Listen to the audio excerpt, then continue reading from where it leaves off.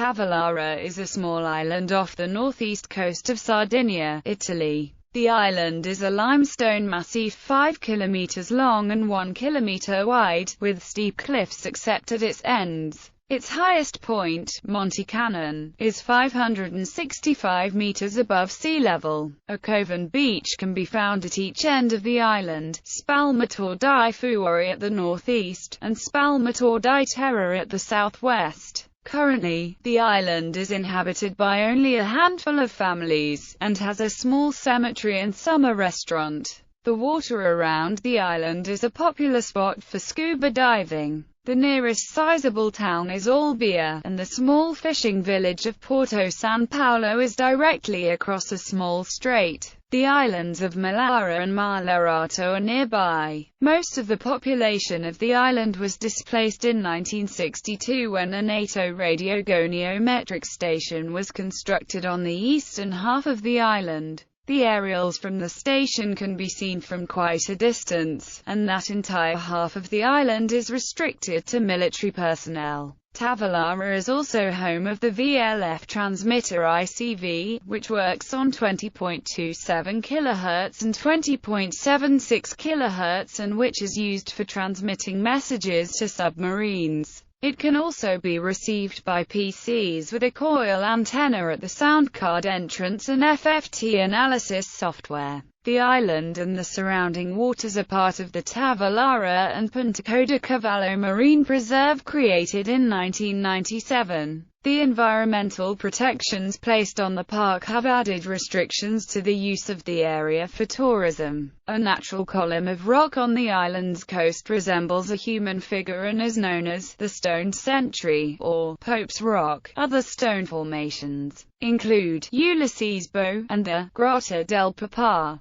Flora and fauna. A rare species of thorny knapweed, Centaurea horrida, is endemic only to Tavolara and a few other fringe areas of northern Sardinia. In his Natural History of Sardinia, Francesco Setti reported huge rats inhabiting Tavolara, but these were probably the now extinct Sardinian pica. In the 18th century, Sardinian law claimed the wild goats of Tavolara had gold teeth. The goat herds were moved to Sardinia when the NATO station was built, and there are no longer any goats on the island. The critically endangered monk seal had a breeding colony here until the 1960s. Once the home of a thriving lobster industry, Tavolara now attracts divers who come to view the coral, sponges, sea anemones, bottlenose dolphins, and even a few specimens of Pinna nobilis, the rare giant clam whose byssus fibers were formerly used in the manufacture of sea silk for royal garments. History. The island was known in ancient times as Hermie. According to tradition, Pope Street. Pontian died on Tavolara following his abdication and exile in 235. It is probably identical to the island called Tolar, which was used by Arab ships in 848 to 849 as a base to attack nearby coasts. Wiki Murat visited Tavolara in 1815 during his attempt to regain the Kingdom of Naples. At that time the island was uninhabited. In the 19th and 20th centuries, an imaginary state was set up on the island by the Bertoleone family as the Kingdom of Tavolara. After Italian unification, King Paolo actively sought recognition from Italy. During his reign, in 1868, the Italian government began operating a lighthouse on the northeast end of the island. After Paolo's death in 1886, he was succeeded by his son, Carlo I. In 1900, Queen Victoria sent the royal photographer to Tavolara in order to make an official portrait of the Bertoleone family, and include it in her collection of royal portraits. Carlo was succeeded upon his death in 1928 by his son King Paolo II. Paolo went abroad, however, and left Carlo's sister Mariangela as regent in his absence. Mariangela died in 1934, leaving the kingdom to Italy. Her nephew Paolo II still claimed the kingdom, however, until his death in 1962. That year marked the installation of the NATO station.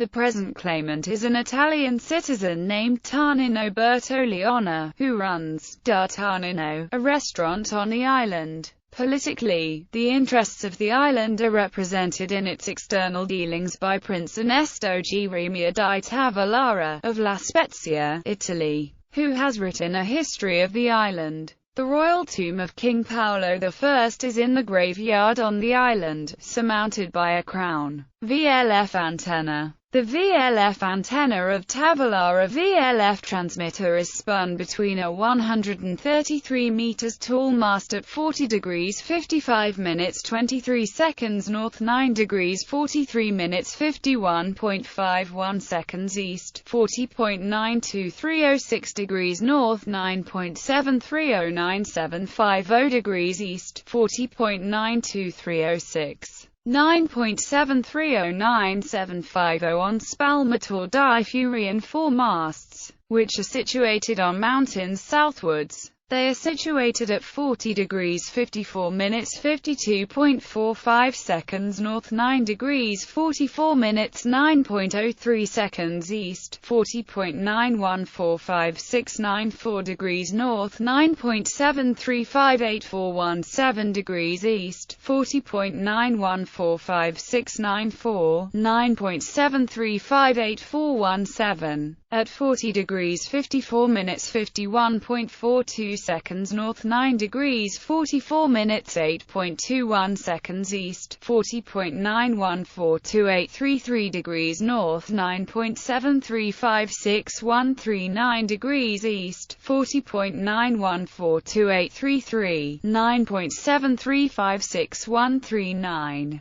At 40 degrees 54 minutes 51.09 seconds north, 9 degrees 43 minutes 30.38 seconds east, 40.914117 degrees north, 9.72511056 degrees east, 40.91419117, 9.72511056, and at 40 degrees 54 minutes 51.09 seconds north, 9 degrees 43 minutes 28.91 seconds east, 40.91419117 degrees north, 9.724697 degrees east, 40.91419117, 9.724697. The both masts on the eastern mountain are 114 meters tall. The two others are smaller. In popular culture, Tavolara is the name given to a fictional island in the Philippines ruled by a cannibal king. In the 1902 Harvard comic opera, Queen Philippine, the Tavolara military base appears in The Lovers by Morris West, a suspense novel set during the Cold War.